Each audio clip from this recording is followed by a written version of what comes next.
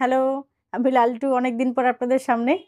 আজকে এই লালটুকে নিয়ে ভিডিও করার একটাই উদ্দেশ্য, সেটা হলো নিউবর্ন যে বেবিরা রয়েছে তারা হামেশাই কিন্তু একটু একটু কাঁদতেই থাকে। এমন কান্না যে মা বাবা দুজনেই দিশেহারা হয়ে যান, চট করে তার কান্না থামানোর উপায়ও খুঁজে পান না। এবার এই কান্নার বিভিন্ন কারণ হতে পারে, তার মধ্যে যদি কলিক পেন হয়ে থাকে, অর্থাৎ পেটে যদি সামান্য গ্যাস হয় তার জন্য সে কাঁদতে থাকে, বা বিভিন্ন কারণে যদি কাঁদে, কিছুক্ষণের জন্য চট করে আপনি তার কান্না থামাতে পারেন কোন পদ্ধতিতে, সেটাই আজকে এই লালটুকে দিয়ে দেখাবো। চলুন সেটাই দেখাই। প্রথমে এই ছোট্ট পুচকেটাকে নিয়ে আপনি আরাম করে, দেখুন আমি হেলান দিয়ে বসে আছি, এরকম হেলান দিয়ে বিছানা বা মেঝে যেখানে আপনার সুবিধা হবে পা দুটোকে ছড়িয়ে দিয়ে সুন্দর করে বসে যান। তারপর ওকে কোলে নিয়ে আপনি আপনার থাইয়ের ওপরে এইভাবে শুইয়ে দিন।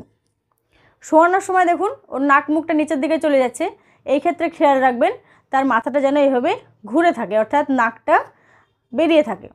এর সঙ্গে সঙ্গে ওর যে পেটটা, সেই পেটটা থাকবে আপনার থাইয়ের ওপরে, এবং আপনার এই হাত দিয়ে, আপনার বাঁ হাত দিয়ে তার মাথাটাকে একটু আড়াল করবেন, আর তার সঙ্গে সঙ্গে কি করবেন, ডান হাত দিয়ে আলতো করে এই পিঠের এই জায়গাটাতে একটু একটু করে চাপড় দেবেন।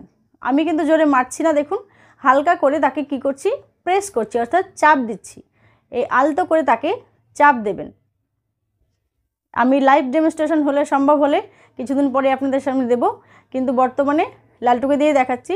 এই রকম যদি করতে থাকেন দেখবেন খুব আরাম পেয়ে বাচ্চাটি খুব সহজেই তার কান্না থামিয়ে দিচ্ছে।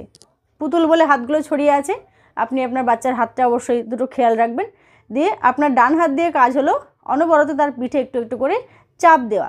এরকম হলে তার যদি কলিক পেন বা এমনিতে সে তো আরাম পাবেই, সঙ্গে সঙ্গে তার পেটে যে গ্যাসটা আছে সেটা পায়ুদ্বার দিয়ে কিন্তু একটু একটু করে চাপের সাহায্যে বেরিয়ে যাবে, এবং সে আরাম পাবে, সহজেই সে ঘুমিয়ে পড়বে, এবং তার কান্না দ্রুত কিন্তু থেমে যাবে। রাত বিরেতে যদি হট করে আপনার বাচ্চা একদম ছোট্ট পুচকেটা এরকম কাঁদতে থাকে, তাদের ভাষা আপনি তো বুঝতে পারবেন না, তাই তার কান্না থামানোর জন্য এই পদ্ধতি অবলম্বন করতে পারেন। ছোট্ট পুচকে যে আসছে তার শুভকামনা জানাই, তার সুস্থতা, এবং যে আপনাদের কোলে এসে গেছে অবশ্যই তার সুস্থতা কামনা করি। ছোট্ট পুচকেটার খেয়াল রাখবেন, সাথে আপনারও খেয়াল রাখবেন, আর এভাবে আমার চ্যানেলের পাশে থাকবেন। ছোট বড় অনেক প্রশ্ন নিয়ে আবারও দেখা হবে অন্য কোনো ভিডিওর মাধ্যমে। ধন্যবাদ।